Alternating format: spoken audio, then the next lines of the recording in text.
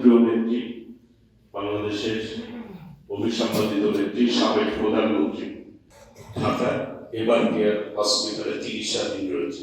আমি আপনাদের সবার কাছে দোয়া প্রার্থনা করছি। আজকে এখানে উপস্থিত হয়েছে মূলত দেশের বেগম খালেদা জিয়ার জন্য দোয়া কামনা করবো আমরা সবাই মিলে। আল্লাহ আমাদের নেত্রীকে সুস্থ করেন এবং দ্রুত তিনি বাসায় ফিরে আবার এই দেশের জন্য কাজ করতে পারেন, সেই তৌফিকটা আল্লাহ দান করেন।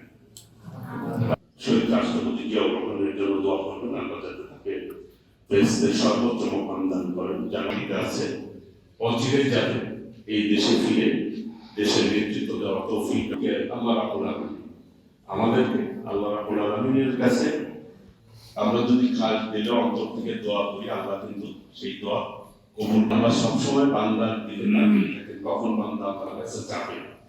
আর আল্লাহ দেওয়ার জন্য প্রিয় নেত্রী, দেশ নেত্রী বেগম খালেদা জিয়া, যিনি এই দেশে গণতান্ত্রিক আন্দোলন নেতৃত্ব দিয়েছেন, আপসী নেত্রী দেশ নেত্রী বেগম খালেদা জিয়া, যিনি অন্যায়ের কাছে কখনোই মাথা নত করেনি, আপোষ করেনি, সেই নেত্রী তিনবারের প্রধানমন্ত্রী আজকে অসুস্থ অবস্থায় রয়েছে। তার সুস্থতা কামনার জন্য সকলকে মন থেকে